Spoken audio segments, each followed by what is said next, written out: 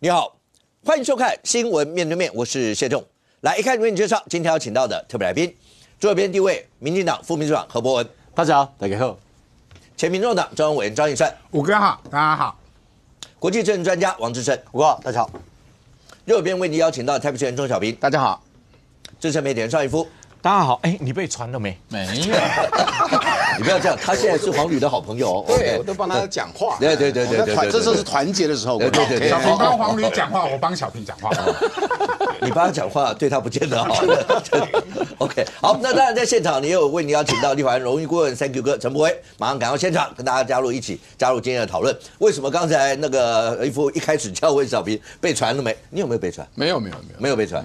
哦 ，OK， 有些名嘴也胡说八道说什么我去考察，就什么又怎么跑掉，我变柳丁，是不是胡扯？OK， 可是为什么会问到这，你就知道，因为整场的所谓的罢免战，现在是不是已经真的正式进入司法战？因为除了你看到前一阵是南检完以外，昨天北检对于所谓的罢吴四骑士啊这些相关传唤的人，结果传这个7个人里面有6个那是交保，那金额50万到20万不等，当然有1个是请回。而今天新北检呢也在搜索了相关的一些地方，也带回了一些人相关。蓝营的人那一直不断的，那包括你看到立法委员到北检外面去要声援这些年轻人，同时呢，包括朱立伦也直接讲不要办蓝不办绿。那整个国家难道绿营现在动用司法的力量吗？一赛现在看起来的话，好，你看到昨天被传唤的过程当中，包括国民党的立法委员，在北市的这几个立委到那个地方去，所有这些包括交保金，每个人都争相出来要帮这些孩子交保金，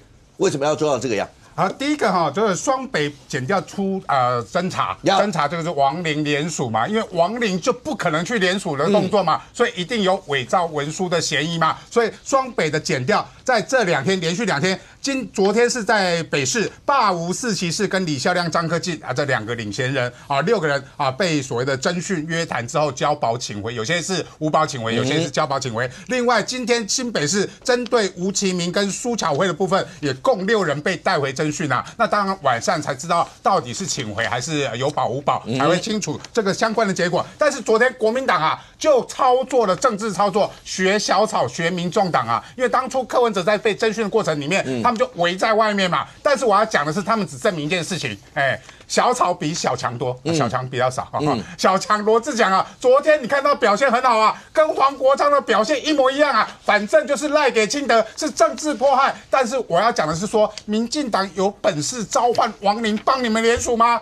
当然没本事嘛，怎么可能？这些亡灵联署的东西就有所谓的涉及伪造文书，就是抄袭啦，讲白的就用抄的，这些抄的重点是谁抄的才是关键嘛。但是国民党从来不解释这些事情，都说检调办蓝不办绿。我要讲的是说，中选会41件是扣掉15件所谓的国民党之外，有另外的都是所谓的罢蓝委的部分也送到检调的单位。但是我检调为什么会针对所谓的双北的部分，先行侦办比例原则嘛？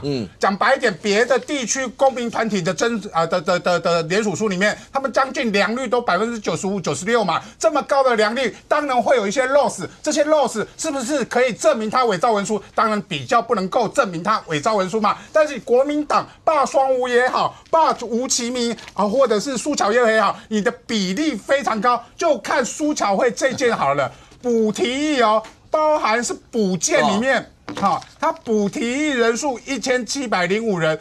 不服规定就有772人有45.3%的人不合格，将近一半。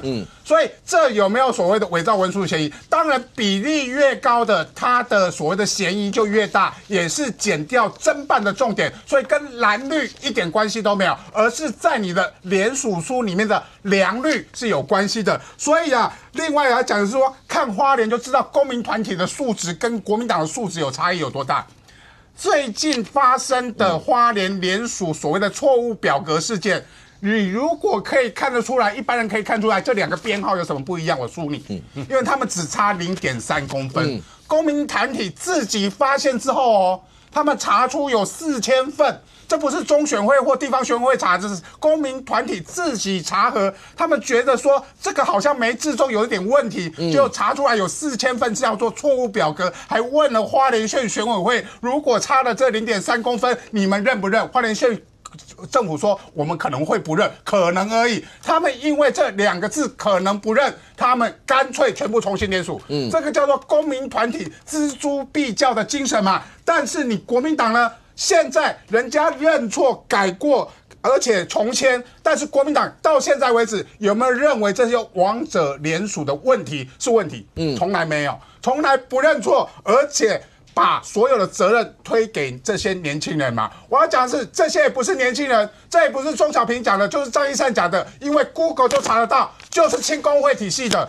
满志刚，台北市青工会总会长，是不是854骑士其中之一？吴宇成，这个新北市青工会国民党的青工会的总会长，是罢免张宏禄的领衔人。所以你看整个青工体系，因为你朱立伦一声令下要以罢制罢，他们全部动起来嘛。我没有说这些年轻人抄名单哦，但是事实上就是你们青工会的人联署出来的，而联署的里面发生了很大的一个错误，这些错误国民党要不要背？至少黄旅我看到昨天还说公民团体还是推给公民团体啊，公民团体人家素质很好，罢免蓝委的公民团体素质非常高，是你们这些青工会的年轻人出了问题，而且你还不扛嘛？到现在为止，李孝亮他妈妈问的3个问题，没有人帮李孝亮妈妈回答。这3个问题，第一个名册到底是谁给的嘛？第二个，2月6号，你有没有叫李孝亮去当所谓的 B 队的领衔人嘛？第3个问题，这些所谓的未来的法律问题，到底谁要负责嘛？未来还有2阶联署哦，还有补件的法律问题，你要让我李孝亮全部扛吗？这些国民党从来不解释说这些问题是不是他们要扛，而全部把这些责任推给这些年轻人，不是吗？所以昨天到现场的这些人都是要被罢免的人呐。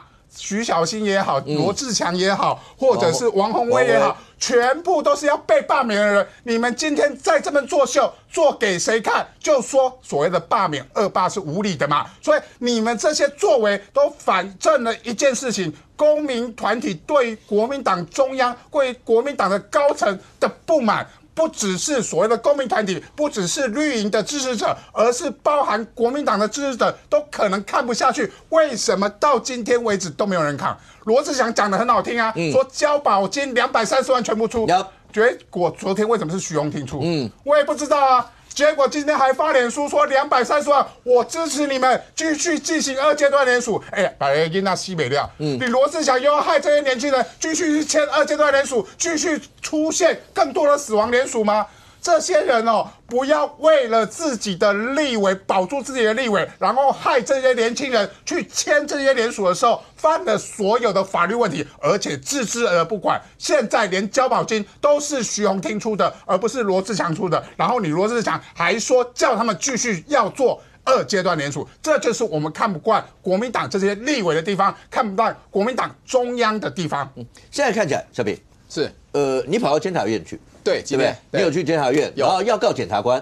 对，你说因为那些检察官在办这些，就是有没有涉及到诈假的，你质疑有没有办蓝不办绿的这样一些问题，这个主轴看起来是从朱立伦主席以降，那一直连昨天在整个包括搜索那些过程里面，朱立伦一直讲的也是这一段，定调就这样，定调就是这样嘛，对不对？对。那所有在你们现在看起来所谓的办蓝不蓝，你刚刚有听到一善讲说，那是因为比例原则的问题啊，因为今天新北检除了查这以外，包括板桥区域党部，包括三重龙党部，那都有被搜索，然后包括执行长那些也有被带回去。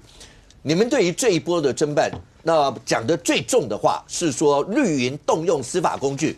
伯恩听清楚啊，绿营动用司法工具，然后用这样子造成寒蝉效应，你们觉得是这个样？有几个就我讲我们这个区的中正万华跟士林北投这2个区，台北市，然后有传了6个被告，有几个证人嘛，5个证人，大概传了11个人。对，哈，昨天早上6点，证人6点也不去按门铃，证人就用传票传嘛。那我觉得过度了。第二个，我那时候罢林昶佐，反正就罢免嘛。我觉得蔡英文的政府还是比较守法，也从来没有看过从赖清德开始办好，柯文哲我认为他有贪污，我检举他。可柯文哲的泄密、各种羁押，可是我觉得又有一点过头。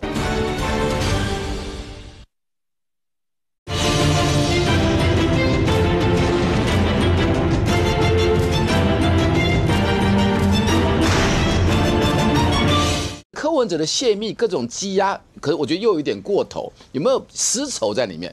然后郑文灿更是连审判长法官都请假，对不对？就换等等啊！再回到这个案子，这案子5年以下跟5年以上的罪是不一样。大律师在这里，然后你要证明5年以上串供，然后这个能够逃亡等等哈，就需要。就正常传嘛，需要一定要这样。你觉得有必要用这样的手段？这么强大的这个强制处分嘛？啊，连证人都是6点去按门铃，你就来这个市调处等等。那新北、台北这样，那新北一看，新北哇，那新北这个怎么三重也去收了板桥的党部，很多党部啊，执行长带走等等。我觉得是不是不符比例原则？因为是国家的比例原则重要，就要像川普这样子，这个关税哈，这样就丢出到145%给老共，等等，不，这个我觉得法治还是很重要的。我觉得，所以我们才会监察院希望。那我今天这个对话很有趣哦。我今天值班的委员是田秋瑾委员，是民进党。对，可是我觉得田秋瑾是当然有经验，跟普通的监委当过立委，而且他法学素养好。他今天有承诺我哦。这事情会查，会行文给台北地检署的第一，第二，他还会找好几个有法律背景的监察委员研究这个案子。他又说他会依监察法来办这个案子。他又说其实他们抗拒受到很大的抗拒，不是田秋瑾是司法单位，就是检调、法院、法官跟这个地检署。跟监察权的这个监察委员，其实有汉格之处，可能有权力分立。他们说权力分立，你不要来管我。他说会影响到个案。他说我怎么可能不管你？我是最后的保障人民。他今天谈到这个，其实谈的还蛮深入的。OK， 然后他还说常常看我上你节目，他会常常看啊，开始上你节目等等，就聊起来跟聊了10分钟。我觉得调性是一致的。我觉得还是心疼那些年轻人，觉得不是不能办，可是这样过度了。那是动员过度，认为国家的机器。我想我们的想法是这样。那请问一下，黄旅台北市党部在第一时间发的那个声明，会不会有一点让人家觉得，因为是说这都是民团的自主的行为，然后其他一概不予回应，这是一开始发的。那大家就在讲说，这种发法你一定会被很多人解读成在切割嘛。那后来黄旅当然讲说是身体不适，所以电话没有接。可是某种程度前面那个文发出来，以你自己来看，你会不会觉得都有一点太消极了一点？我觉得哈，就是不见得是黄旅发的，因为黄旅哈，他不是神隐，他也不是躲记者，他是有高血压的毛病。我觉得他在家休息，在休养中，而且而且他哈有时候不乖，不是一个乖的病人。他今天很舒服，血压药你知道这不能停，不管你身体舒服不舒服，不舒服当然更要吃嘛。他身体舒服了，开心了，他有时候不吃药，那血压就会上来。但碰到这种事，可能也没睡好，没睡好身体会发热，血压也会高。因为这事情当然是他人生的大事嘛。OK， 所以我觉得也未必是他发的啦。你的好意黄旅收到了，对，你的党纪案他退回党中央处理，是不再由他亲自处理。不是刚刚，所以你可以。刚一赛讲，我也跟他们致歉了嘛，郑任中也撤案了，你也讲，我讲话之前其实。Google 什么也出来了嘛？还有就是庆功会，就不是庆功会发的，就不要说年轻人，就是庆功会的嘛，也不要说公民团体。难道庆功会跟国民党完全没关系？所以国民党要切割这些人，就是一些可怜的年轻人，这是不对的嘛？就是庆功会体系，就是庆功会体系。这些年轻人是不是他们抄的名单？是不是他们的？我质疑，因为要检调要调查。请简单观察。现在整个在运作所谓的罢律委的部分，主力就是庆功会嘛。而国民党庆功会难道跟国民党没关系吗？国民党可以切得干净吗？现在看起来的话，伯恩刚才讲那几个点，就包括要请您回应，就是国民党从朱立伦以这样，刚小平讲定调就是讲很清楚哦，那个词叫做绿营把司法当作工具。那包括这2天，当然你看到双北检在办的所有这些，小平刚刚特别提到比例原则，这些人包括证人或者有必要要用调查局来按门铃带走吗？你发个传票，发个约谈通知书给他就来了。那这些会不会造成他们一些寒蝉效？现在整体蓝营，因为有很多已经过了2阶，打3阶大家都知道没有冷战的权利，大家都在打热战，所以现在看起来的话，他们会不会用这一波这种方式把可能蓝营或其他一些支持阶段，政府真的有在用司法吗？这一块，这个讲话要有常识哦，很多时候不是说自己随便乱讲啊，然后这个真正人物要负责任的。我举一个例子，台湾在现在这个时代，资讯发达，民智都已开，民主化到这种程度，司法检调有谁压得住啦？我举一个例子来讲，你以为司法检调里面都是绿的吗？司法检调里面都是天大清德的，大错特错。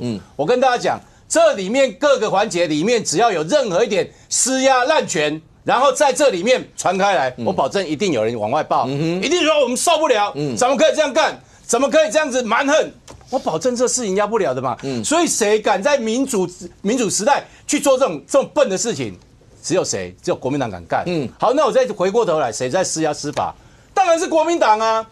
里面昨天人家在侦讯，台北地检署里面在侦讯哦，外面立委罗志强、曲小新一个一个拿着麦克风，那个还不是距离地检署多远哦，就在地检署门口。那个喊的声音，我保证里面都听得到。好，人家里面在侦讯，你外面堂堂立法委员，国民党立法委员一字排开，对里面大声吼、大声叫、大声呛声。我请问谁在施压司法？这太明显了嘛！我随便举一个例子哦，这都有直接因果关系哦。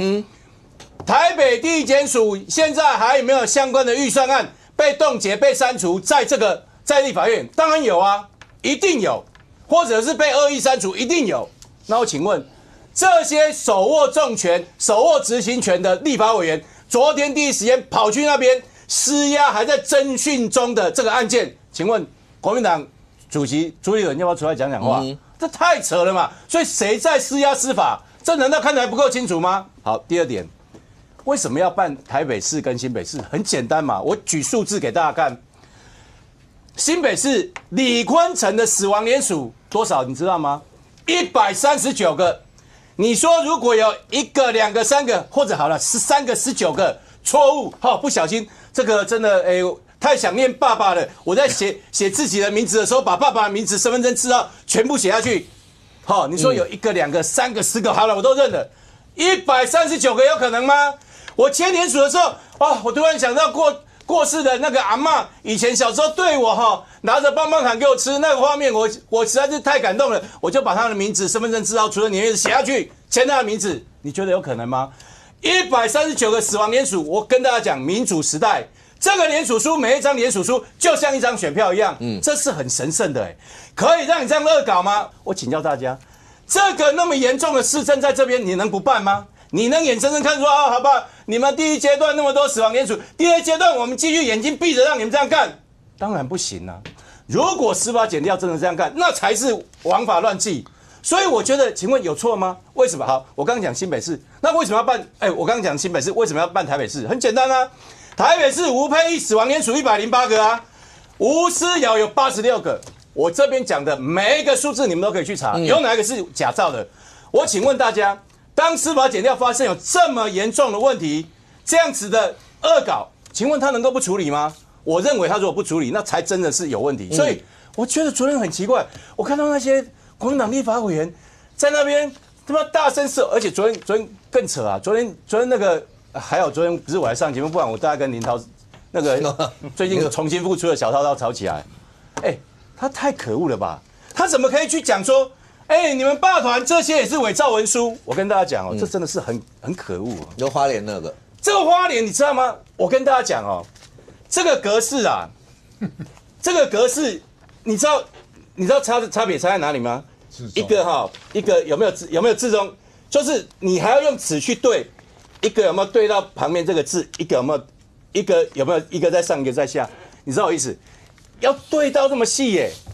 而且是公民团体自己认出，而且我提醒大家，这个根本还没有送进去中选会，他们自己都觉得这样不好，我们还是要依照最严格的标准来做，然后立刻把4000多份的这个说我们要重新来做，这么严谨，这么重视民主程序，结果昨天竟然被你们把跟幽灵联署、死亡联署弄在一起说，这个都是伪造文书。你哪里看到伪造文书？他送进中选会了吗？他自己用最严格的标准检视，这样也被你们这样讲。昨天还讲说，因为你们这样不办，所以我们就要这个再度抗议。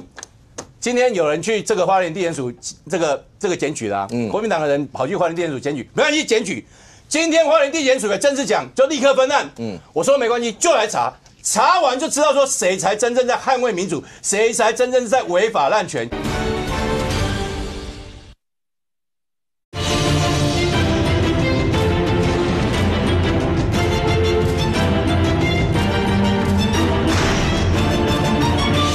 没关系，检举。今天花莲地检署给正式讲，就立刻分案。我说没关系，就来查，查完就知道说谁才真正在捍卫民主，谁才真正在违法滥权。尤其我认为国民党这一挂昨天跑去地检署的这些，我觉得今天钟小平才应该去监察院检举这些人啊。这些人是不是滥权？这些人真的是违反五权分立啊！那小朋友要不要回应？因为监察委员不能去处理立法委员，只能官员了，就明代不行哈。我觉得应该讲，整个案子这样走下来啊，还是回到了比例原则。就是以前从来都不会这样做的事情。赖清德的时候，举例说，走偏锋啊，他以前在行政院长，他是个台独的务实工作者，那到了总统，他没讲。可他讲的比蔡英文更左边、更危险。重点是内政部长讲台湾、中国一边一国等等。然后，那蒋万安市长讲的话，然后这个院长就可以说啊，你不是个男子汉，你应该直球对决，就呛他。不是当家不闹事啊，就他的 DNA 就是你知道，整个民进党 DNA 包含这个赖清德，特别是就喜欢对抗杀伐。不，我觉得台湾是一个富而好礼的社会。其实我讲其实这是给卢秀媛机会。正常走国家基础上好好建设国家，那是我们难选的。讲一边一国，讲然后大家还很多怕战争、怕台独的，就然后回到这个内政上，在选举啊这些事情，然后都做得很凶悍。对，那蓝营的选民很温和，其实蓝营选民会担心，我们的立委也会怕，年轻人也会怕，都可以处理。可这么尖锐、这么强度的处理是我前所未见。Thank you。你有没有注意到最近罗志祥动作非常大？你会怎么样去看待现在他们这些反应？好，我们把国民党的战略分成大的就是整个国民党，中的叫军团，可能是派系跟这个类型的不同；小的就是各自将军率团的这些立委怎么因反罢免这件事情。你把它分成大中小分析，这些动作你就大概可以理解他为什么要这样子做。第一个大的是什么？国民党现在面对罢免要怎么做？不知道怎么做，所以转移焦点。所谓的转移焦点方法，有的是反制型罢免，有的冷处理，大家就是呈现一个不要提我被罢免啊，因为你们如果认真的去研究我立法院，我真的什么事都没有做哦。罗志强提了什么法案，没有人知道；徐小新提了什么法案，没有人知道；王宏威提了法案什么，没有人知道，真的没有人知道。不好意思问钟小平，因为钟小平也不知道。所以整个大的国民党立法院党团里面，没有人可以为他们伸张正义。原因是什么？因为党团总召傅昆萁本身就不是读很多的书，所以他后面跟着投票的人也不知道他到底投了什么，才会有叶元之在那边国防质询，我也不知道他在质询，然后我就来开直播，我也不知道我投了什么票，反正楼下那个按圈我就跟着按圈。整个立法院党团过了1年，只出现这个违宪，只出现乱删减预算算到变负的，只出现青鸟行动，人民不爽。所以大的国民党的部分不知道怎么办，你地方的议员也没有办法替立法院护航啊。因为很多人的表示是说，如果知道会发生这件事情，他们根本就不会这样子做。所以当立委也在反罢的时候，议员根本也不知道说我现在要帮还是不帮。我在礼拜日的时候看到这个应该是民众党的志工出罢免联署战，我就觉得很好笑。一个蓝营的支持者跑去说我要签联署，他说这个是谁办的啊？他就说没有啊，你就有很多这个反对民进党都可以签啊。他说那我也讨厌应小薇啊，然后他就说那你可以投吴怡轩啊。他说我不要吴怡轩什么党，我国民党我要投钟小平，钟小平不在名单里面。所以他那个立委跟议员是有距离的，这是大的部队，不知道要往哪个方向去走。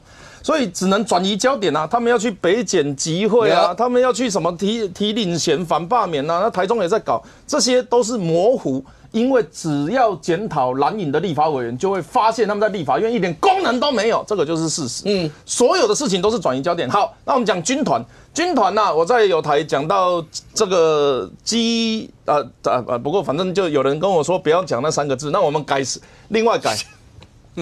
战斗蓝营直变，佛系打法哈，我们改另外4个字，斗就是斗争，他没有特定的老板，他每天找到人就想办法渗透啊。然后另外一方面呢，我们也质疑他是可能有被红色资金影响，所以他不属任何派系，但是每天找架吵啊，就像个孤鸟一样。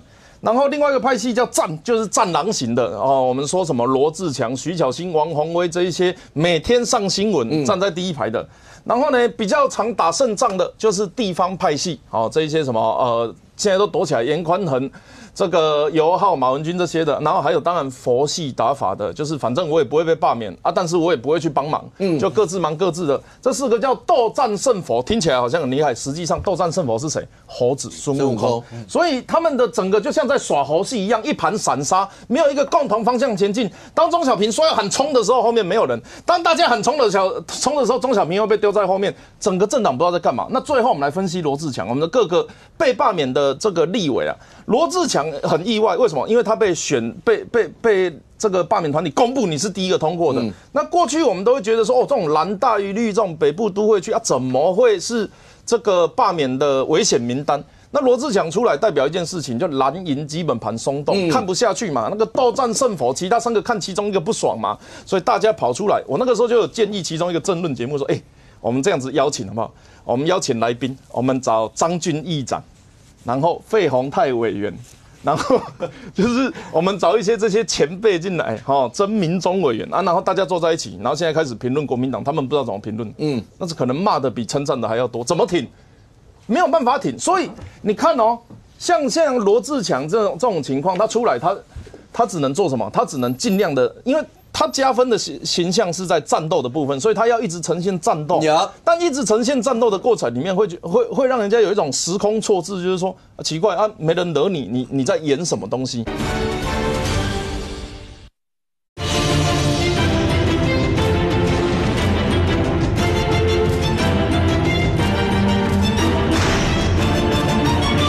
奇怪啊，没人惹你在演什么东西？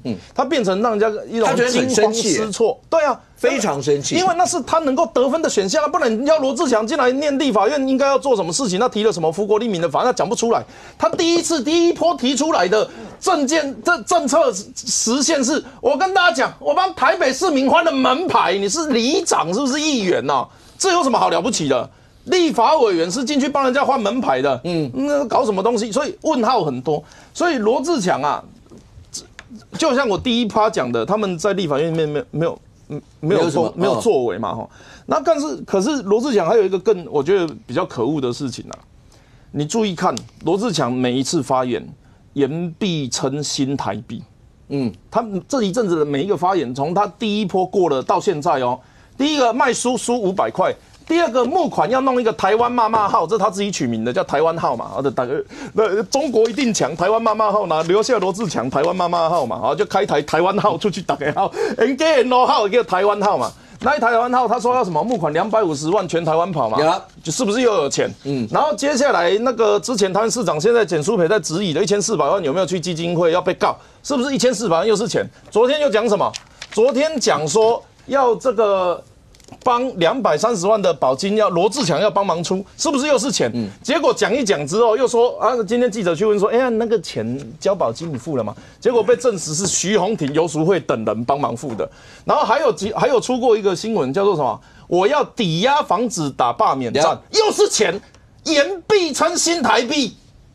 这个就假反罢免真募款呐，这个，可他没有办法募款呐。因为罢免没有办法募款，有啊，他已经开价目表了。我的书低销500块啊。你如果能力有限买书嘛，能力很无限的话，我们可以约吃饭嘛。他现在释放的讯息就是这样子，就是明面上就是我会战斗，我会保护蓝色青年，我会怎么样？但是私底下就是紧的阿伯阿姆紧的我罗志强要用罢免紧吃饭来募款你帮我吊扛棒，你帮我印文宣，你帮我安就开始用啊嘛。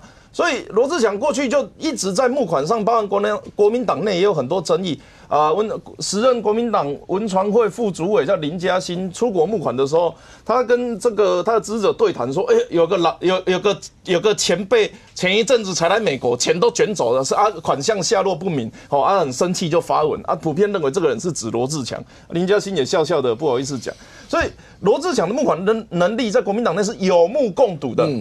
5天登记桃园市长领了1400万，后来问他说你钱跑哪里去了？他说已经花掉了1400万，我们也不知道怎么花的。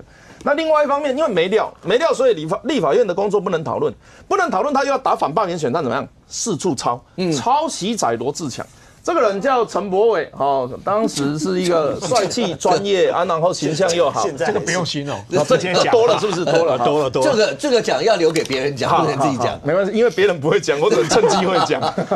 这个是2021年10月14号啊，大家如果还有印象，我当时反罢免的时候，除了直播文宣文字的一些战略形式，以一人当时一个立委的政党来讲是很厉害的事情，虽然失败。那如果以大部队来讲的话，或许还有很多更好的空间。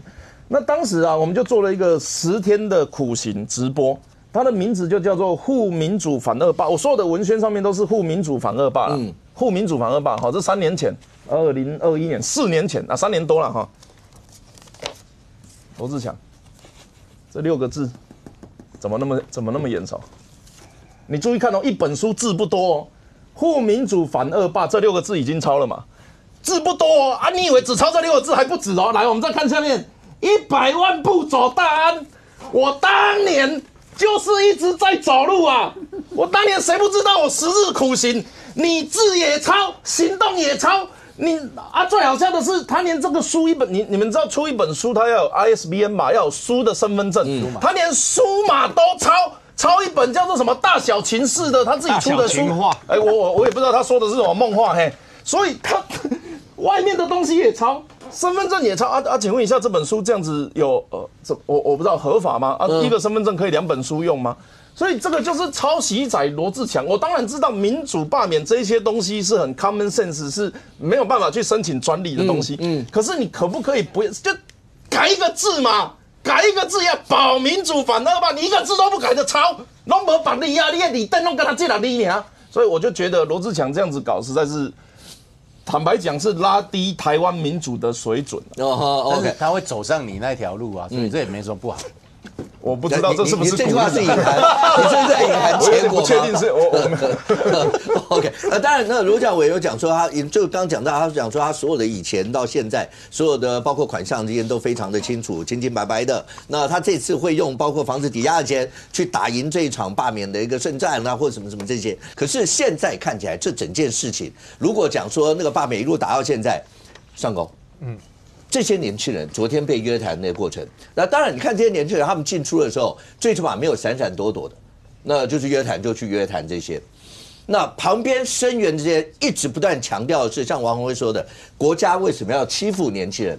这些都是为了在3阶的时候，要打到3阶的这个投票的时候，把所有蓝营的这些人全部都吹出来。3个我刚刚讲，某种程度是表示蓝营的铁票区有松动吗？因为我们光从譬如巧芯跟宏威这几区本来传统上也许比较蓝一点，那更不要说花莲那些，所以表示蓝营真的面临到这些真的是铁票松动了吗？甚或媒体上有报道讲说，其实那个双湖霸团本来是不是有一度根本就不太想再往2阶下走，因为前面有人被查，哎，各位你不要以为那个被查对其他人没有心理压力。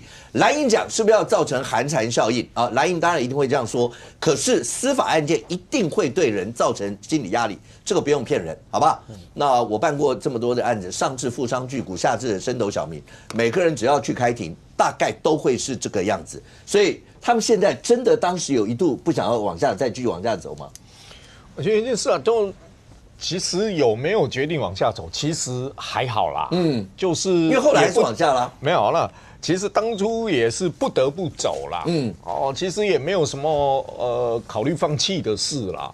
第一件事情，3月7号是吴峥去告发嘛，3月20号是台南地检发动搜索嘛，并还羁押了2个人嘛。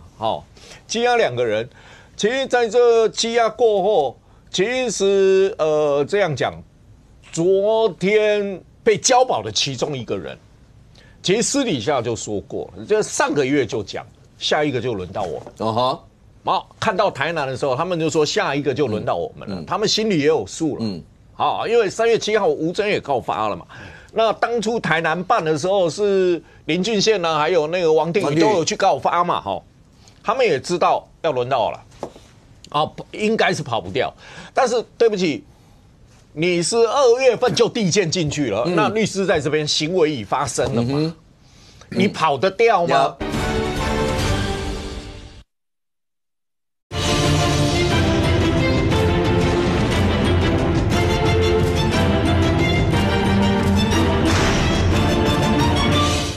应该是跑不掉。但是对不起，你是2月份就递件进去了，那律师在这边行为已发生了嘛？你跑得掉吗？就我办的是第1阶段的伪造跟死亡联署，所以你2阶往不往下走？你往不往下走都一定要办了嘛，因为你第1阶已经送进去，你行为已经发生了嘛。那还有要不要放弃2阶的问题吗？应该没有了吧？应该没有这个问题吧，应该是头洗下去啊。对啊，应该没有这个问题了，没什么好考虑的这个问题了嘛。那当然，贝约塔，我觉得今天所有人，我们最讶异的还是那个张克进嘛，罢窑的领衔人，但是他是无保请回，这就有为什么你要讶异？不。他在里面说了什么？既然你交保也都不交保，枪还是老的啦。那个小平笑得很开心。交保也不交保，什么都不用交保。那你认为为什么可以不交保？不用交保，无保请回。律师在这边经验应该更多嘛？问他侦查不公开，问他可能就问他说：“哎，你为什么当领衔人？谁找你来的？”这大体上基本的问题都会问嘛。对。你送联署书的时候，是你去联署的吗？还是怎么样？谁交给你的？他大概讲实话了嘛。然后大概讲实话，我被找来挂名啊，然后我要去缴的时候，谁拿的东西给我，那我就去缴啊。你揣测是这样？揣测嘛，那一定有讲出来谁给他嘛。那下一个就倒霉了。你刚刚讲说，那如果过程当中，假设有人是这样讲，所以这就是媒体上报道的这些，除了交保，刚才有无保请回的嘛。然后媒体上解说，现在继续要追所谓幕后引武者。当然啦，当然幕后引武者嘛，这当然要追后面是谁嘛。就讲一句最白一点话啦，如果你是抄名册，请问你名册从何而来？从何而来？青工会也拿不到名册青工会也没有名册哦。那如果是青工会里面少数人拿到名册，这名册从何而来？当然，一般名册在哪？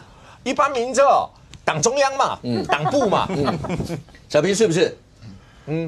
一般名册会不会党员名册？我现在最担心的，在各区的这个，我们都有一个叫执行长嘛，也会区党部可以用买的啦，一个名单2块，不一样啊。所以像选举，他那是寄信用一个贴着，用贴像今天搜3重区党部或是板桥区党部，区党部也有可能有，对，是可以独立作业。OK，那谁给的嘛？然后呢，青工会应该算主发会底下吧？对，主发会有个团组织嘛？对，青工有个主任嘛。好，所以里面一连串的问题嘛。那我们当初在讨论柯文哲，我们都在说谁是破口，谁是破口。今天看这个案子看了半天，张克进会不会是破口？领衔人既然没事，无保请回。刘诗莹连她老公都30万交保，从证人转被告30万交保，领衔人没事你不觉得很纳闷吗？其中必有蹊跷嘛。对，那你办下去，其实你注意看昨天那个北检那个场面，北检那个场面很有趣，挺年轻人，挺你要坚持到底。千万不要讲实话，是不是这个意思？没有，我不懂。有人这样讲，不要被吓到。没有啊，挺你们好。第二个，其实你注意看，放人司法迫害。如果那个姓杨的改成一个姓陈的，然后旁边的立委改成其他姓陈的、姓黄的、姓什么的、姓张的，那个场景像不像放人？就民众党当初，好，那谁高喊司法迫害？白喊的最凶啊！我现在跟你基调一样，跟小草产生共鸣啊！从头到尾看半天，不然4个人莫名其妙跑去，然后有人说，如果我们没去就被压了。请问一下，你们几点走了？请问一下，他们几点走出来的？时间点对吗？那你们应该坚持到他们最后走出来才是你们的功劳啊！不是啊，你11点走了。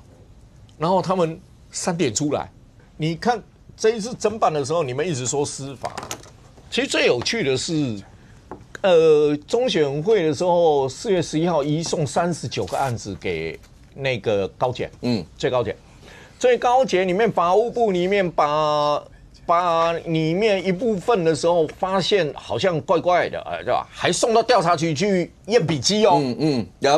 验出来以后，突然发现有同一个人冒名大量的联署，冒名大量的联署，这就有趣了。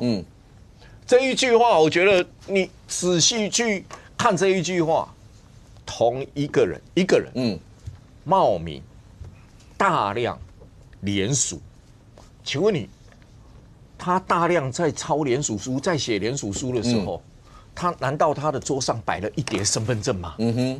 不会吧？去收完身份证，然后摆了一叠身份证，然后拿一张这样抄吗？你还是不太可能吧？你还是质疑是有名册的问题，不太可能吧？对，然后你再回过头来看北市的学生委员在议会备询的时候，死亡联署是我们户政比对出来的，然后里面最有趣的一句话，有些签名都还签错，他忘了他叫什么名字啊？我们自己签名会签错自己的名字吗？对啊，会吗？这是北市选委会说的。北市选委会在议会的时候备询的时候公开讲的，还有联署签名都签错，这不可思议啊！钟小平签那个领款的时候，什么时候签错过？我也不会签错了，对，那不太可能嘛。所以我怕签错我的盖章。所以你去合着看，今天所有的事情，其实国民党都避讳跟你谈这些内容，他完全避讳跟你谈这些内容。OK。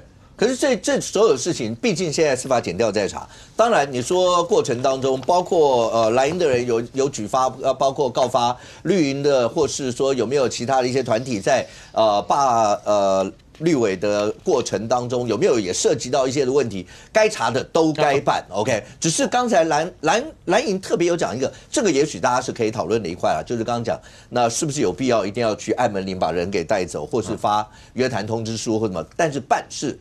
只要涉及到有涉嫌非法，本来就是应该要办。补充一下，刚才说中协会不是移送高检？对啊，高检分到了桃园，桃园的桃检证实，第一选区、第三选区已分案要办。请问桃园有民进党立委吗？对啊，全部都是蓝营的嘛，都是要罢蓝委。桃园地检也出来证实分案了。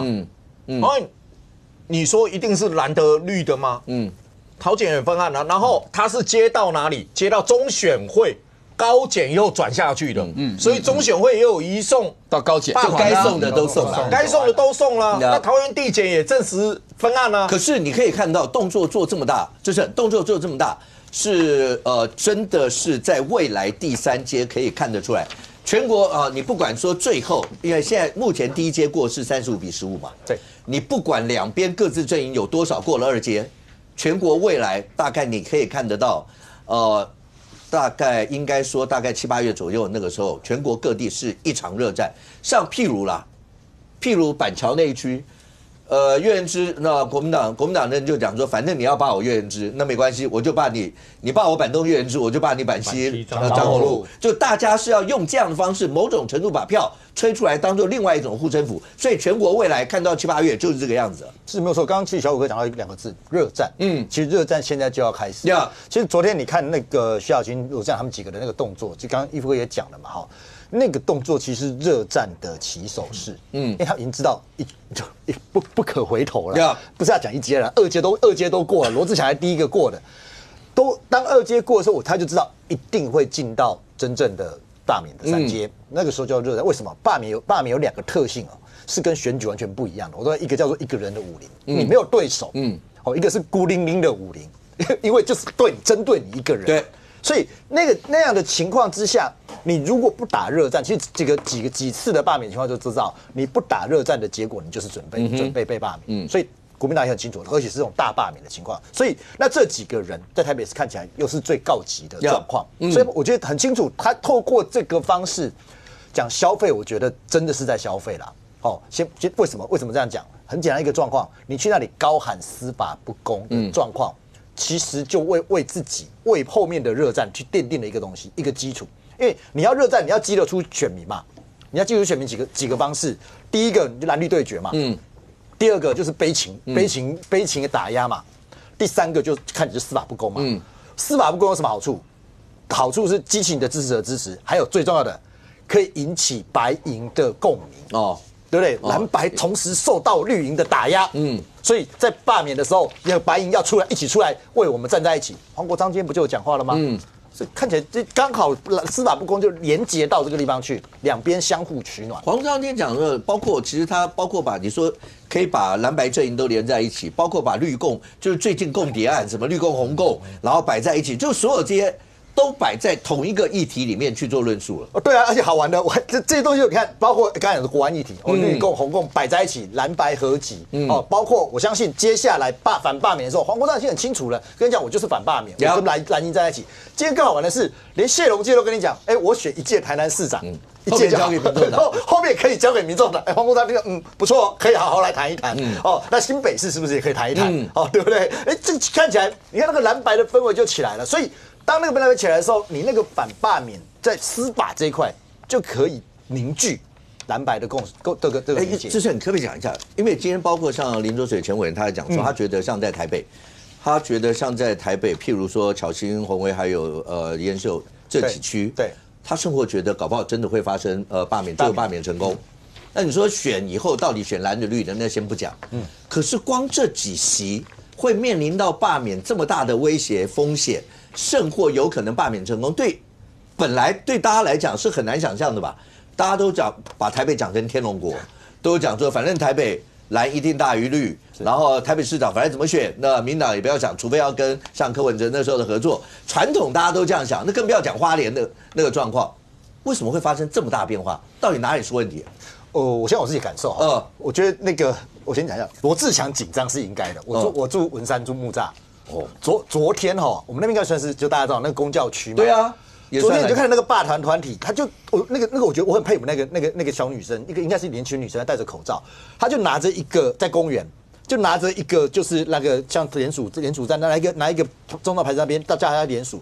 我早上经过买早餐的时候看到她，然后傍晚要经过要回来的时候还看到她，你就看她意志坚定站在那边。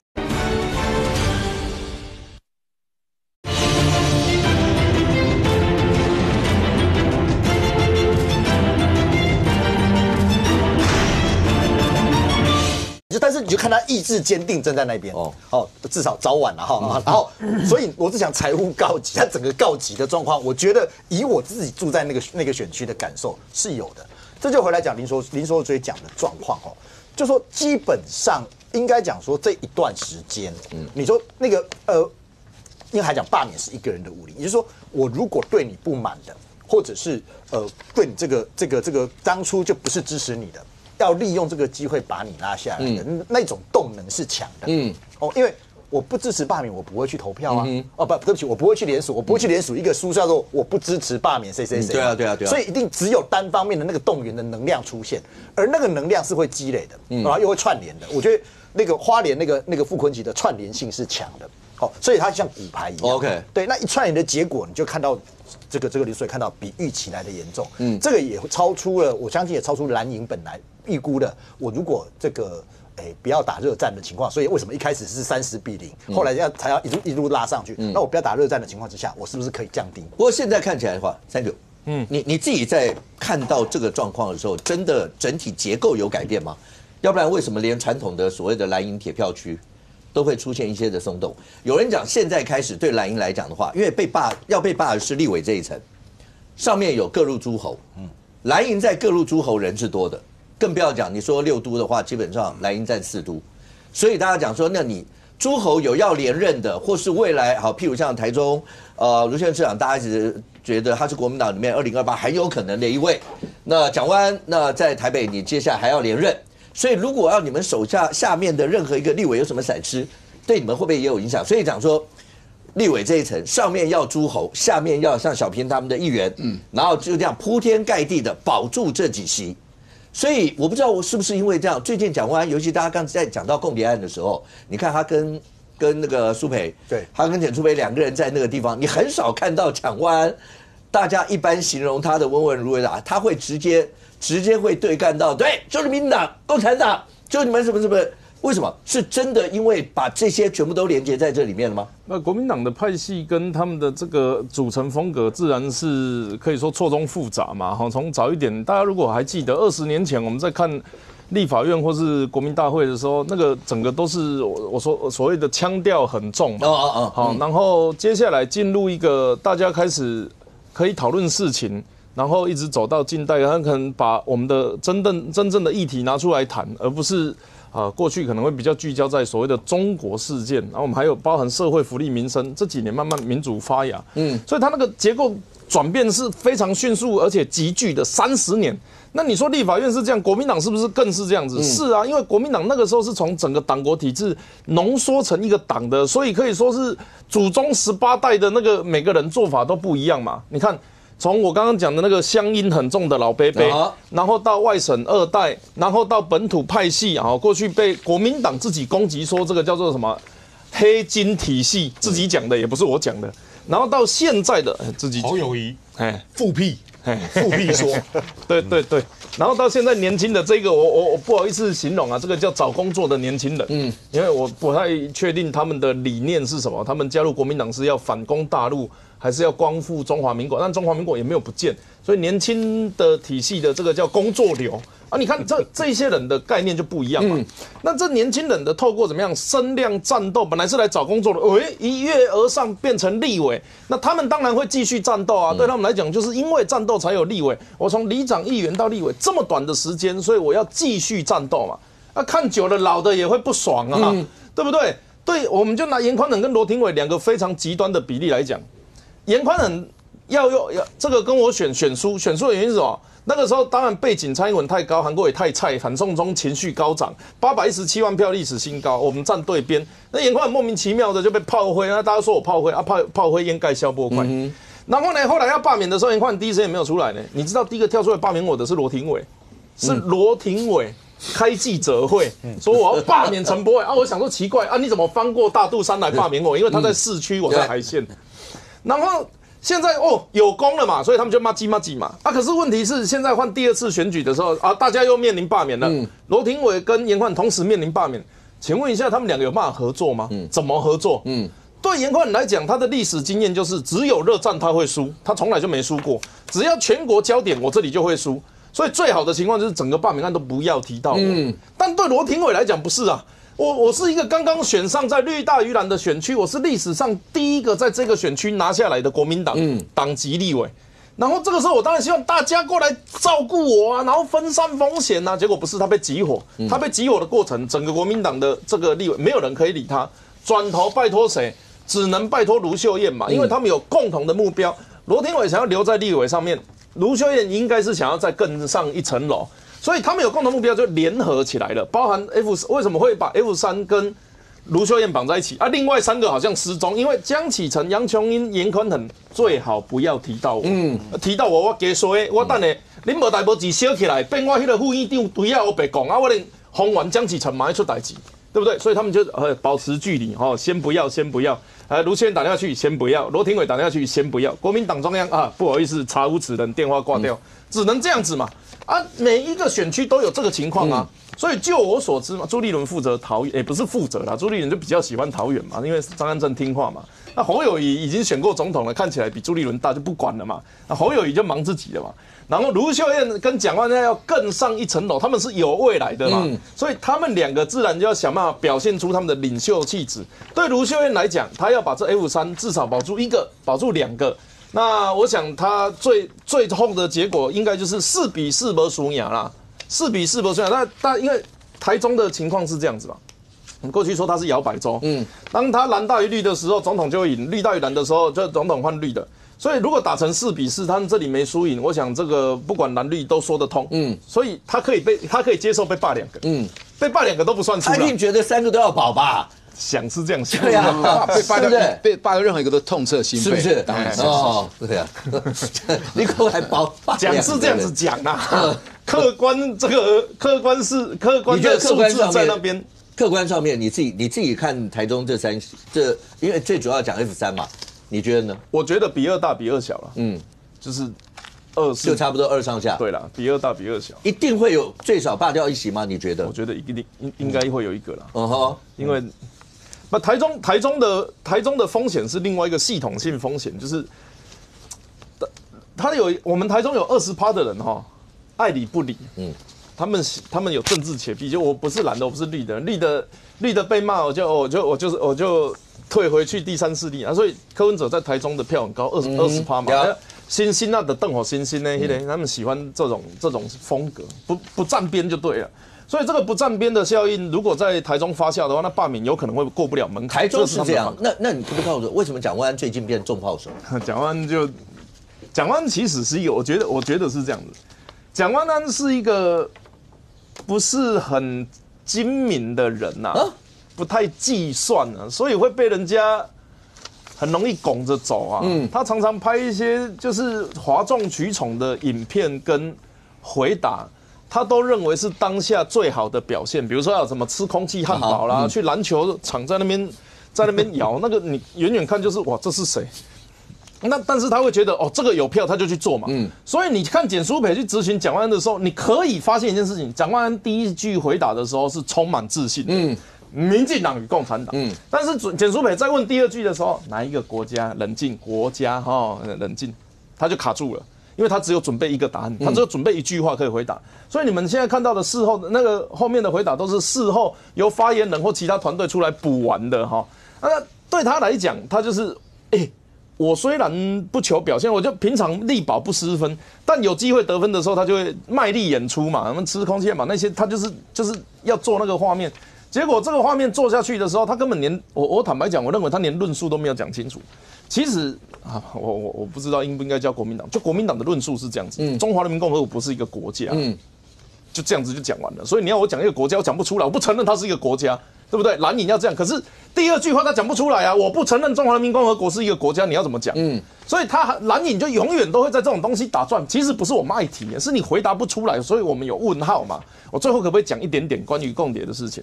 我一直在宣传这件事情，就是我们之前我之前进国防外交，请那个前辈来稍微教学一下，因为国防外交既艰深，又是国家政治的延伸。其实国防跟外交就是，如果国家是一个人的话，那他的这一些行为就是政治，对国与国之间的政治就是国家国防外交。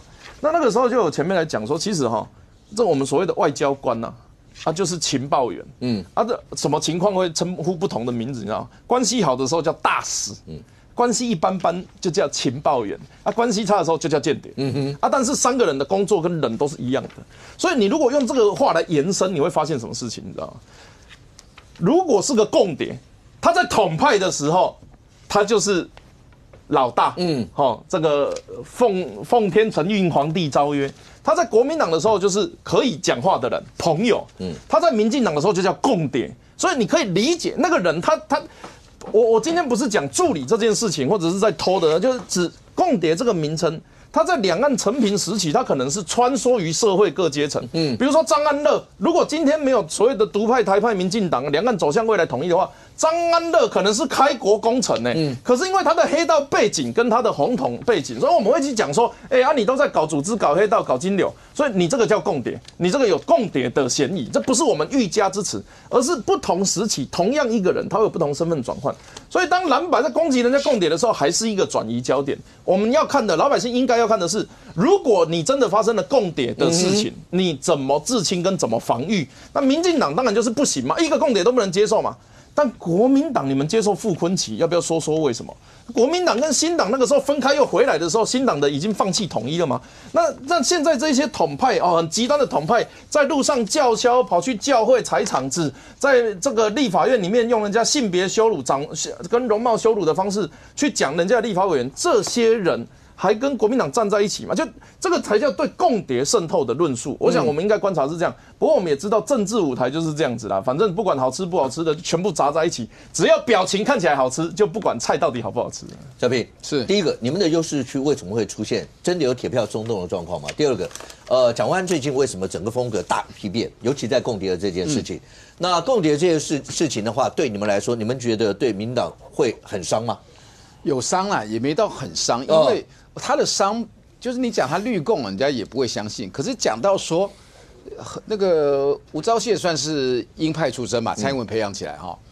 那这么重要的位置啊，那为什么会疏于防范到这么重要的部长旁边的行程秘书是这个叫做共谍？那怎么会说汉口街？说赖清德一个101，那扯到汉口街，汉口街不重要，因为汉口街是因为他车队经过那边变很重要，是情报重要，不是汉口街那个西门町重要。就是为什么我们就是其实调查局有时候都来问说，哎，哪个里长有没有去大陆受招待？哪个里长有没有收老公的钱？我看这个比抓查贿选比抓贪污还有兴趣，他们计分啊，计点，基层都在干这个事。我叫基层调查员，他会问事情。好，所以他们简单讲重不重视？从蔡英文到赖清德，现在更重视，可是还是有这么多共谍。就我们国家的这个就防治共谍的啊，这机制在哪里？这个是第一件事情。第二件当然有伤，可是不是伤到痛彻心扉，我觉得是有伤。第二个是什么呢？就是我讲到为什么我们这个优势区远蓝大过绿不少的区域，为什么有危机？为什么面临这样？第一句话就是罢免跟投票不一样。就换句话说，国民党的罢免挺住他，比万一被罢掉再推一个新的国民党的人还更难。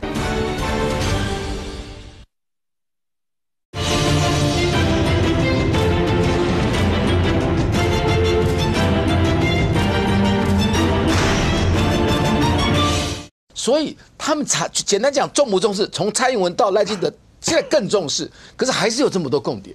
就我们国家的这个就防治共谍的啊，这机制在哪里？这个是第一件事情。第二件当然有伤，可是不是伤到痛彻心扉，我觉得是有伤。第二个是什么呢？就是我讲到为什么我们这个优势区远蓝大过绿不少的区域，为什么有危机？为什么面临这样？第一句话就是罢免跟投票不一样。就换句话说，国民党的罢免挺住他，比万一被罢掉再推一个新的国民党的人还更难。因为简单讲，我去罢你反击很难施力，你知道，这是一个不公平的选举。好，所以重点就是，而且25%，我的预测啦，好，如果20个到30个二阶如果完成的话，不管蓝或绿，绿罢蓝，蓝罢绿。过投票率会在落点会在45%到52%，我认为是大概这个概念。比较冷的就是比较中南部啊，可是这一次的反常是都会区搞得太热了，尤其台北市很热，很热。结果徐小琴最近表现不错啊，他前面的民调22%不投他呢，曾经他跟许淑华投票，他现在降到10哦，可是黄鸿辉拉到13.8，我们压到10以下，大概就有机会保住。10以下什么概念？就是你可能不要说我反动员，其实守住25%已经不容易，你要超过25%是更不容易哦。我说绿罢蓝哦。好，那今天如果投票率好，我们的人民调做出来因为我们大概就5成，我们还要加强5成的人要保护他。是，民进党是7成。是，请问你35%乘以7多少？24.5。民进党一定会有7成出来投了。民进党好，这个过25应该不是难事。就24.5跟25几乎一样嘛，就是有机会。好，那你就是那个生死线要降到46、47，大概就保住了，至少第一关你25到不了。好，就比较难的这个，包含罗志强等。所以呢，那现在第一个要紧就是要降低仇恨值到什么程度？到10以下大概就保住了。你到25不容易。可是小新前一阵子我们在讲说，他有降哦，他有降哦。对，但是那个共谍就讲错，名字没有讲错，但是照片跟所有指涉的人确实是错。所以你看那个就是在外交部工作的那位核心专员，他的太太家人非常生气，小金2天以内鞠躬道歉了10次，是这个目的就是要降低那个仇恨值嘛，因为那不该出现的错，是这样子，对不对？90度一次10秒，对不对？对，搞了6次就60秒，1分钟，10次总共10次就是还10次好。然后所以重点，徐小青这样做，我觉得还行啦哈。好，那现在有一点麻烦，叫罗志强。罗志强本来根本我认为那2阶都全不成，没想到罗志强这么正，他是第一个被公布过的，对，正好，那他们坏。他们很坏，盖牌。我说那个霸团体很坏，因为罗志强人家从早到晚举着牌子。我跟你讲，罗志强他24000嘛，他可能要签到34000，不管24000达标了，对不对？达标嘛，真的多少我也不知道。可这边都那个王宏威都已经3万多，他还是26000、27000、27000就够了达标嘛？那他就盖牌不讲。说罗志强说第一个公布，因为我这边已经过了，不用讲，你知道吗？因为他们等于是2阶，他们是要简单讲最难签是台北市5个区最难签哪个签？当然是文山嘛，对不对？赖士葆那区，再来是罗志强嘛，那个王宏威最好签嘛，的概念是这样。好，所以他们都早就这3个女生3叔都签到了，对这个男的就故意这边钓鱼，很讨厌，你知道，很奸诈。我觉得啦，这种整个策略好，再拉回来，我讲。3阶，我认为赖士葆2阶都可能过，都可能啦。我不能说一定。全台北打热战，热战，那他热成那样，我们也没办法控制他。好，所以呢，重点是降低仇恨值是非常非常重要的。再回到蒋万安很简，有一次我去便当会，我跟陈崇文一组嘛，他就讲他们建设，我就讲怎么样动员年轻人。那你知道，我本人也有3寸不烂之舌哈。我说哈，最强，他说最强是谁？我最强王世坚啊，好，我说王世坚不见得人家要给你选嘛，赖清德对，可是最强绝对是王世坚，还有年轻票嘛，简单对吧？那绿的觉得他跟高嘉瑜没那么纯，但他没有高嘉瑜那么严重，可是还是会投了，跟绿的很团结了，只要提的人就会出来投深绿了那些。好，这是基本盘，35%叫基本盘。好，我说哈，王世坚，如果假设王世坚出来选，那他想不想选总统？他当然想啊，蒋万当然想当第3任的蒋总统，不然就这个路人皆知嘛。可是你当总统要有本领，本领在哪里？就这次得票率，如果王世坚这么强出来选，最强的，你拿57，我跟你讲厉害了，你拿55是平盘，那你拿53选总统就坎坷了，对吧？这几趴很重要，这几趴。小片不要讲到这么远了，光讲这一次北市，如果这5区2阶都过，到了3阶，你刚刚讲说。如果台中随便调一席，对卢秀燕痛彻心扉，痛彻是台北随便调一席，所以蒋万安呢？所以蒋万安对于简书也最近很红嘛，很凶嘛，对，所以蒋万安就要一直很恰嘛，你这么凶，我要选总统人，你这么凶，我都温良恭俭让，那一套不流行了，你知道吗？蒋万安很聪明，他有时候举例说他政大不是连续5年都。篮球冠军吗？那个你知道？对，他是不是有没有跳骑马舞？有吧？有看？那个就有票。那蒋万安为什么最近票多？他大巨蛋完工啦，你柯文哲没弄，我弄了，将会来，然后这些大明星都来，有没有？周杰伦来，这个有用哎。如果这样讲的话，那我继续讲哈。那为什么要这样的对打？讲谁灭掉你？民进党跟共产党，就表示什么？就是。我反并吞嘛，对习近平嘛，那你是搞台独嘛，一边一国会灭掉中华民国。那今天简书培追问他如果更头脑更灵活一点，就怎么讲？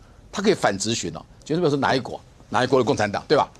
那他就讲说，我跟你讲，全世界有4个共产党国家，叫中共、苏俄、古巴、北韩，你说哪一国？那当然讲就是个习近平的中共嘛。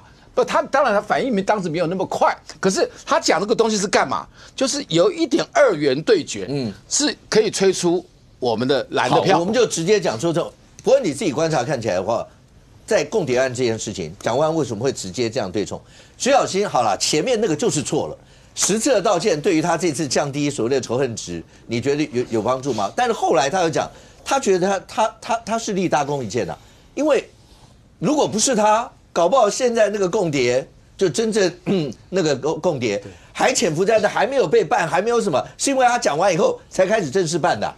我这样讲哈，其实那个共谍案，你从事后这个徐小英把那个同名同姓的爆料污染爆料之后，然后突然立刻就收网，你就可以知道说，其实原先不是只有这样，原先一定是想要布长线，然后希望能够调到更大的源头。可是因为他这样一讲，结果好了，这颗大粽子被你抓到了，但是上面的那个粽子头就不见了。所以我觉得徐小新很多人都说什么他立下大功，我认为是大错特错。他真的是断了这个调查局的线，我觉得他这个是大过，应该算大过一件。那第二个，蒋万安他最近的这个言行他突然感觉好像要硬起来我觉得很简单，因为他。这个台北市原本这么深南地区，这么多国民党的立委，感觉那个1阶然后2阶的门槛很多都要达到，而且我跟大家讲，那个赖士葆这一区如果也达到，假设罗志强这一区也达到，李彦秋这一区也达到，对他来讲那是脸上无光。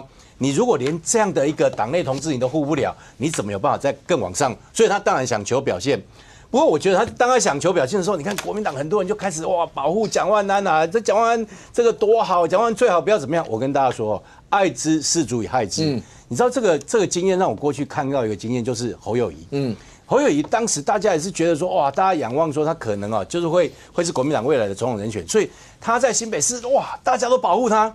我们稍微连要个专案报告，要请他来这个议会说明，全部挡，而且用尽一切方法，就是要挡住他接受监督。结果后来，当然在新北市把他保护得好好的，可是当他真的要选总统的时候，哇，他就知道没有人保护得了他，他整个这个实力就会尽露出来。我觉得蒋万安如果国民党真的要栽培蒋万安，千万不要又过度保护他。那我要讲徐小新这个部分徐小新很简单，就是说现在大家在看这些霸区，为什么这些深蓝的霸区还是会被霸？为什么？我觉得很简单，因为很多这些霸区的民众其实已经跨越蓝绿了他们就觉得徐巧芯望之不是人君，就觉得我们这一区由你来代表当立委，他们感觉就不太对他们觉得费鸿泰这个感觉比他还像立委，就是那个感觉那所以你知道这次，所以他们国民党一直要污蔑说都是你们民进党在主导，我跟你讲，这真的污蔑不下去了。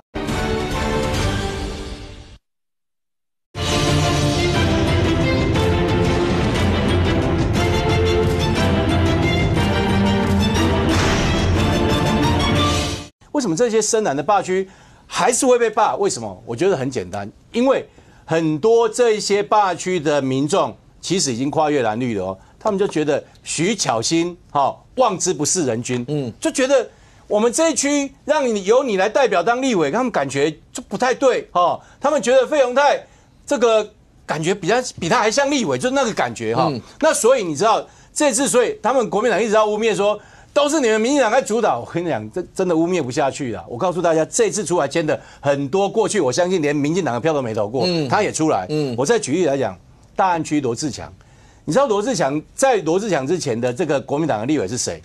我们都先不要讲说这个李庆安什么双重国籍事件，我们就单纯讲李庆安当时在大安区，至少他是一个形象不错我以前在媒体访问他的时候，他接电话或者在访谈的时候，他也是这个非常言之有物，就是一副感觉起来就是个立委的样子接下来蒋乃馨，大家都叫他什么？蒋公什么乃公对，蒋乃馨他也是就是国民党内看起来就是那种很有威望，然后对地方经营又很深入那种很谦和的那种形象，但是相对于罗智强，大安区怎么突然出现一只斗鸡出来了那不管你喜不喜欢他，总之这个跟当地民众的那个调性不太合。那赖士葆这个更有趣，赖士葆你不能说他不专业赖士葆他财经专业，赖士葆他也是那种正蓝旗可是赖士葆有个问题，他做太久，所以很多我相信国民党的一些人也觉得周选固换人做看，所以这几区都会变。那李彦秀是他当时接了国民党发言人的位置，他一直在战斗位置，累积太多的仇恨值，所以这几个我们看起来都。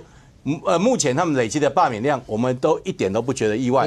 不过我是觉得到最后还是这个二阶现在有很多人就开始在讲说，有一些罢免团体他们就开始出来喊说，我们这个二阶哪个地区都达到这个目标坦白说，我比较，但我们尊重团体，这个你们就绝对相信说，真的这个不是民进党可以主导。就像这次关税，大家说关税这个问题来了，我们是不是停止大罢免？民进党要出来喊，民进党，我们先不讲民进党立场怎么样，出来喊这个没有用这个公民团体你敢出来喊，公民团体先把你民进党骂死。好，那我要讲，我们现在面对这个整个大罢免的氛围，千万不要讲说，我们什么已经都到达门槛，联署没有到达门槛的问题。为什么联署一定要签到最后一天截止那天都还要签？为什么？因为你这个份数送过去，现在都是国民党的县市长在执政，他一定用最严格的标准来看这些份数，所以我认为对我来讲，没有什么叫做达标。如果真的要让二阶联署过，就是大家不断努力的签。医生，你看到当然各出奇招了。刘举玲讲说，那他要跟母亲那个地方先借掉孝亲费，巧芯说存款花光了，罗智强说要去拿房子抵押。但是态度上面，尤其针对赖清德，那直接喊赖清德，然后你要就针对我，不要去欺负。所有虽然样式上有一点不同，但是看得出来，要不就背金牌，就是我们没有像一般人说立委你会不会有暴力，你会不会去弄一些复法？没有，所以我们都只能够用，因为罢免又不能募款，所以他们的意思就是说只能用这样的方式。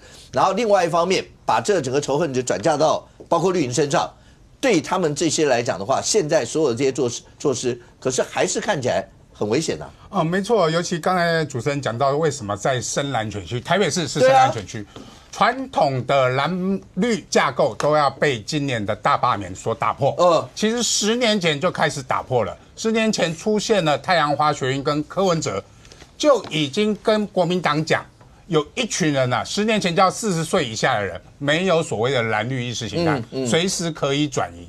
10年后变成50岁以下的人，随时可以转移，越来越多。再从国民党蒋万安得票，你以为蒋万安很厉害吗？连胜文那一年跟柯文哲选拿61万票，丁守中拿58万票，蒋万安拿多少？57.5万票。国民党的铁票每年以1万票的速度，每10年以1万票到2万票的速度往下降，难怪死亡连署那么多嘛，垂垂老矣的政党嘛。他们现在想的是，为什么罗智强会在那边学黄国昌赖给清德？因为他们觉得蓝白合我就会赢，他们觉得国民党自己已经没办法赢了，所以他们要蓝白合。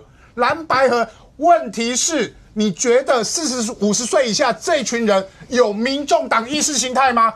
更没有，民众党只不过是他们的实验的民主学习中的一个范围。我跟好几个所谓的台北市的霸团聊天哦，他们都是太阳花学运出来，他们支持过黄国昌，他们支持过柯文哲，他们对民进党也有不满，但是他们对国民党更不满，尤其现在在立法院的表现嘛。所以这群50岁以下的年轻人，为什么现在变成是霸团的主力？我觉得这个东西是国民党跟民进党都要去思考，这一群人啊，不是民进党叫得动的啦，否则民进党赖清德不会40%的选票而已啦。我直接讲为什么？因为有很多人那一年是投给柯文哲的，而这柯文哲的25%的选票，有15%也曾经投给民进党的蔡英文。所以这些没有所谓的意识形态，他们就是不喜欢国民党，而国民党的表现让他们更不喜欢嘛。几个表现，第一个，知识蓝跟反共蓝，我就讲国民党内部的人好了。傅昆萁就是知识蓝跟反共蓝现在反弹的要角嘛。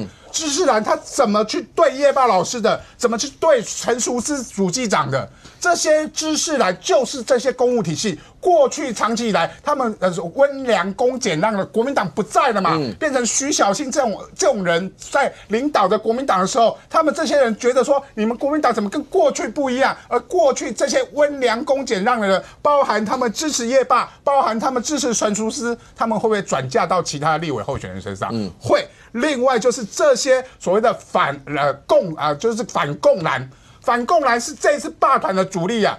为什么？反共蓝不断的每年国民党都说，如果你不投给国民党，中华民国要亡了。徐小新刚才又讲啦，2005年中华民国又要亡了。我直接讲，我从1994年赵少康选举的时候就听这句话啦。中间的过程被亡了几次？你觉得反共蓝会一次被你们骗吗？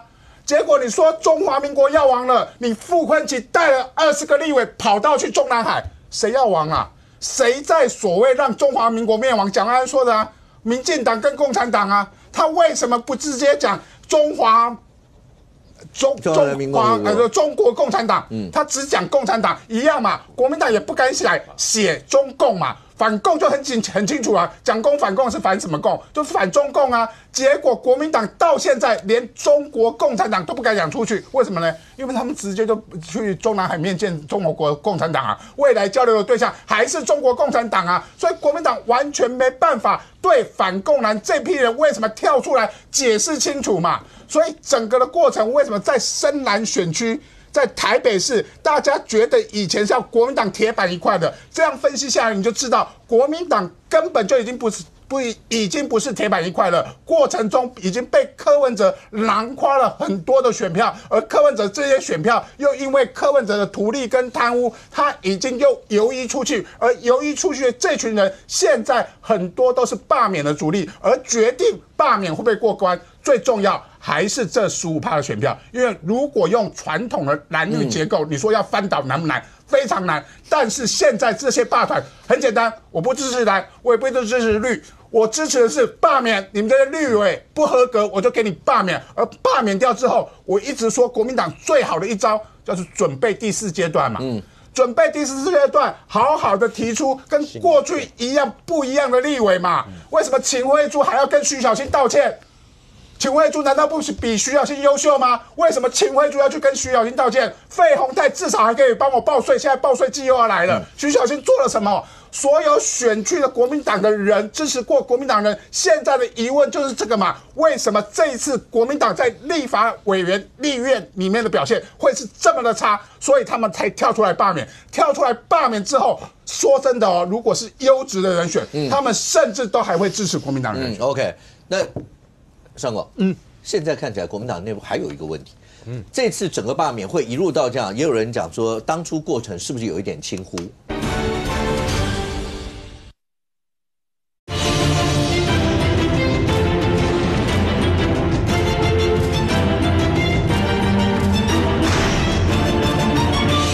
为什么秦慧珠还要跟徐小新道歉？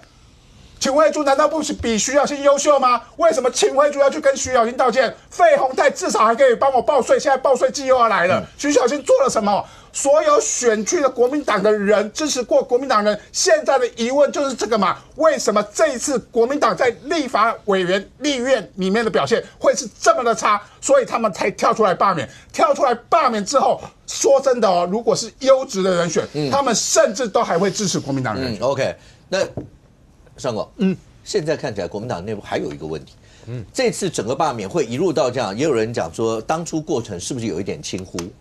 包括从党中央以降，没有想到竟然真的会，野火燎原一般的变成一开始那个35-0那个数字一出来，然后让大家觉得说不可思议，怎么会是这样的数字？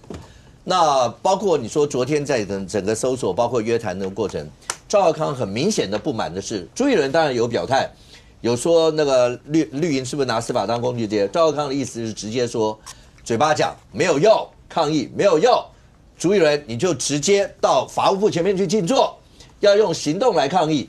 然后媒体上面有报道一篇是讲说，当赵少康提了很多一些过程的一些建议，但显然没有被采纳，所以有金主也觉得怎么会是这样？所以这整个讲白一点，他又回到了包括国民党内部党主席几月选？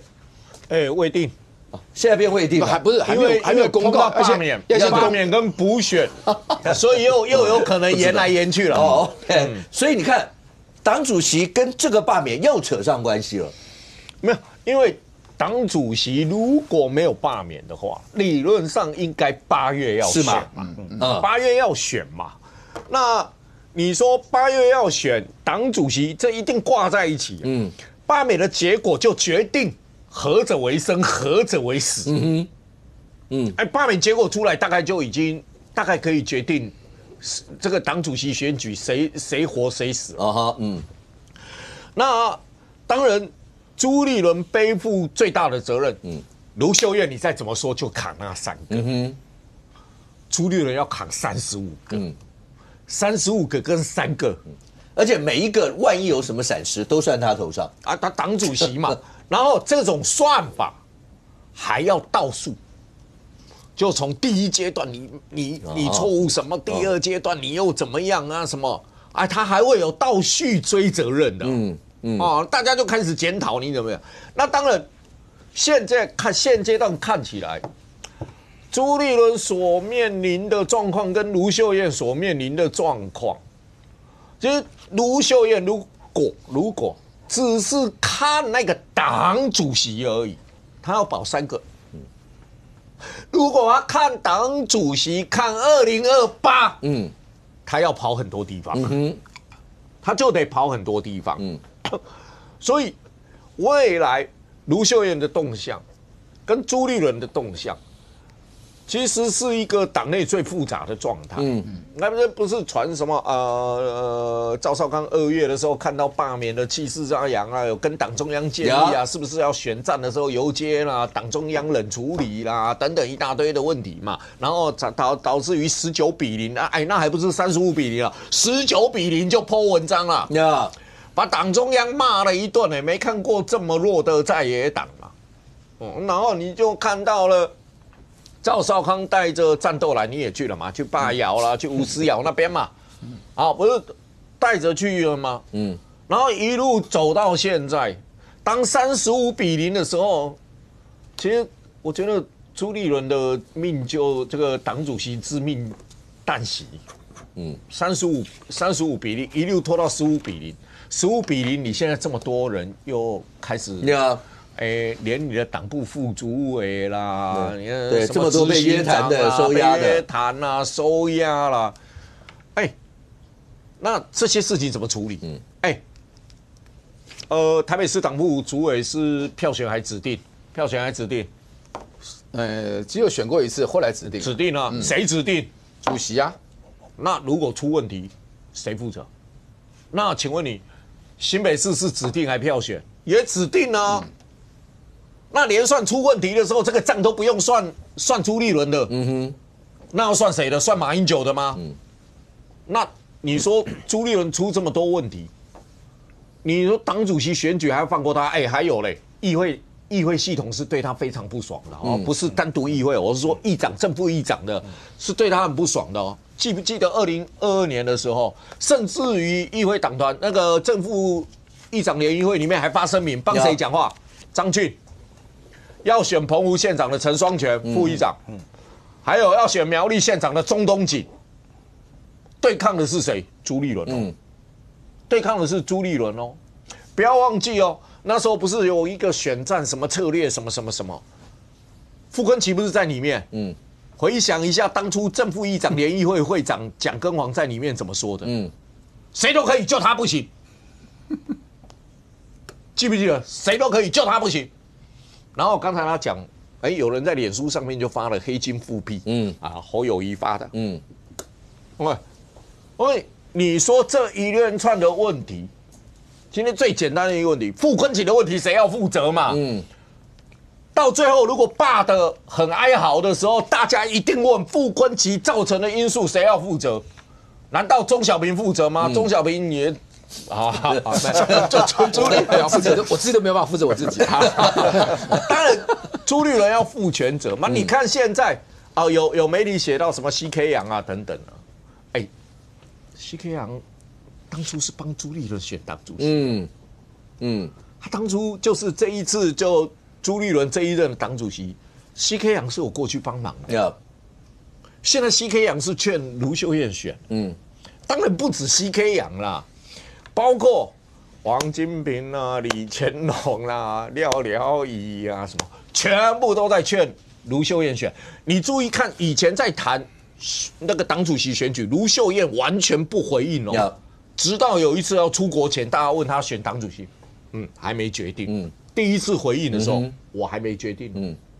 还没决定的意思是说，我没有说我不要哦，我没有说我不要哦，不要把我选不选党主席往不要里面推哦，我也可能要哦。那一堆人还记得李四川那时候一个脸书吗？2028从过去的经验，如果要选2028就要接党主席，因为。那个吴敦义搞死了韩国瑜啊，然后朱立伦搞死了侯友宜啊，结果2次搞死的都叫郭台铭啊，两个人都是搞出一个郭台铭啊。那你说一窝蜂下来，那卢秀燕第一关要过的是顾那3个，那朱立伦要过的是你要把比例降到最低。OK， 如果你真的搞下去的话，那会很惨。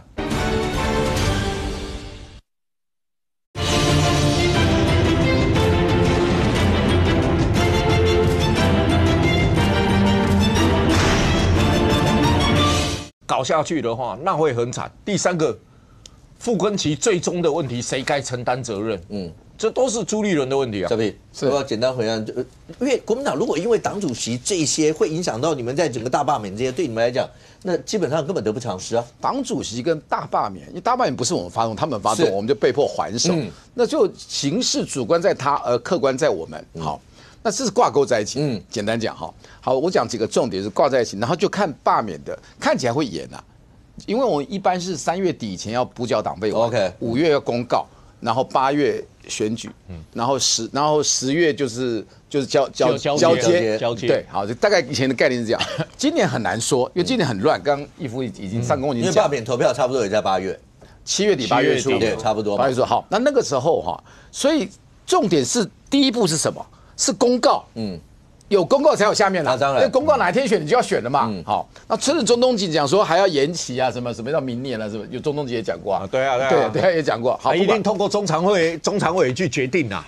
那这个是中常委，你们的老套了，任何事都中常委决定的。好，所以这次等公告吧。然后有人说卢秀燕也在看公告，对。然后刚刚义夫讲的那是有一点精准，就是说。有一点而已啊，蛮多的哈。我觉得一半一半了，卢秀燕了，一半，很难说了哈。好，然后呢，卢秀燕如果选的话，卢秀燕选的话，那朱会让他，不会硬碰硬，所以卢如果选的话，就是同额，甚至连张亚中都不选，结束了啦。对，就同额了，他只要宣布选就结束了，选举。那赵少康绝对不会选，那所以有请几个版本啊，当然罢免的成绩越好。反罢越好，猪就越安全；越不好，猪就越危险嘛。然后，但也跟卢的参选的百分比也一样哈。所以先前流行的版本，现在都没有什么版本。现在流行版本就是卢那个选不选，卢不选，代理人是不是郝龙斌？OK。那赵少康是不选的，然后那猪要看罢免。那现在整个下来，我觉得谁都不动了，因为这时候谁讲这个都会受伤。因为就是要团结，然后要少被罢。多罢别人，少罢掉，就摆在心里想，不能讲出来。不是，这谁都不能想，因为这个时候真的反罢免不是啊，不管怎么讲，罢免的结果对你们未来包括党主席到一定关系很重大，当然啦。对，所以就看，因为从前面35-0，大家就觉得不可思议，一直到现在，那未来到底会怎么办？可是中间过程，因为现在都还在联署当中，那你也看到，在4月初的时候，当那个川黄讲的那段话，然后关税的东西以后，搞得全世界大乱。可是现在好了，包括今天下午美国商务部公布，那第一波的5个谈判人的国家，基本上我们不在那个里头，但是反正川普也已经延了嘛，就是10%，那先延着，大家看后面什么时候谈。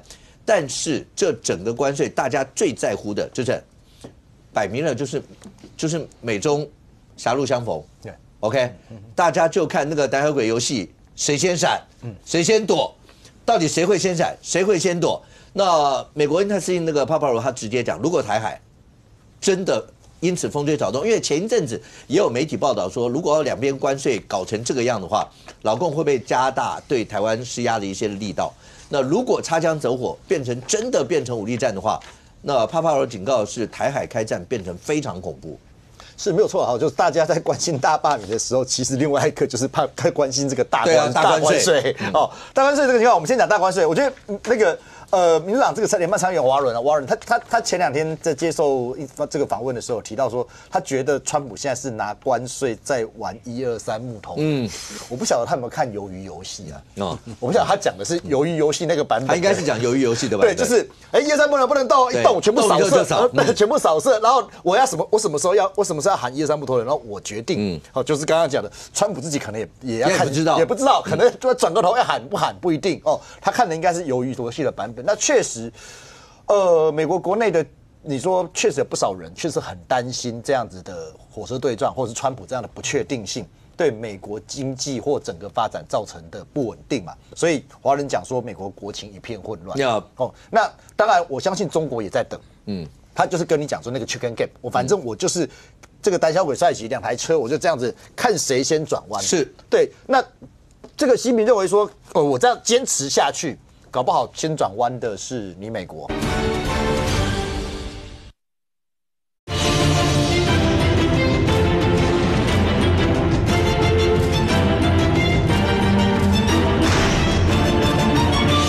我这样坚持下去，搞不好先转弯的是你美国。你看习近平今天这2天在越南，他也在跟越南谈。怎么样？我们可以一起合作。那越南当然两边都不敢得罪，所以他也很为难。但是你可以看到习近平他是有他自己的想法，那也因为这样子，就会有人判断说，那是不是这个情况之下，我把台海的局势升高，来换取你川普的某种程度的这个退让，或者是如果你在乌克兰的问题上面可以妥协，我是不是也可以观察说，那我在这个台湾的问题上面，我也可以跟你做一些交换。所以确实这个会连接到台湾的安全风险问题。所以帕帕罗他今天是在参议院吧？今天在参议院的这个听证上面，他是讲说，如果台海因为这一段时间的不稳定，然后这个导致开战的话，哦，它的这个伤亡会比经济大萧条更严重，就包括这个人员的死亡，包括经济的整个的那个叫做雪崩式的崩跌了，那个会比经济大萧条更严重。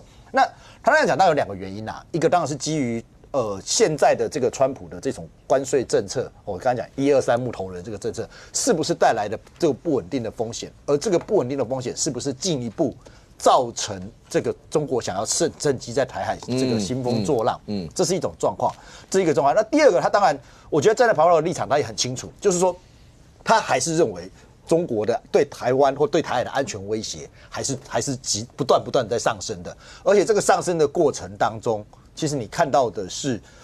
中国对于台海的封锁问题，所以他才会讲那个比经济大萧条更严重，是说中国如果攻台，第一是武力的犯台，第二是把台湾海峡整个封锁之后，你台湾的半导体整个出不去，那这个对整个全世界的崩溃的程度是非常严重的。这Pablo的看法了哦，那确实也因为这样，所以我们才有看到说，这现在传出来说，接下来要举办的这个汉光演习的这个兵棋推演就是电脑兵推的部分，我觉得是蛮讶异的哈。他目前就是当然是不评论，不过应该侧面证实是真实的。那个四星上将，对，那个美国退役的四星上将，对，那个Abrams Abrams 他是2021年退役的，可是他对不起，2021年的时候他担任驻韩美军的总司令4星，他的位阶比Pablo是海军的了。那第二是驻韩美军总司令，同时还有另外一个重要的职责，叫做联合国总司令。就是联合国的军的总司令是他负责。OK， 对，所以他其实他的位阶还有他整个去控管的那个是非常非常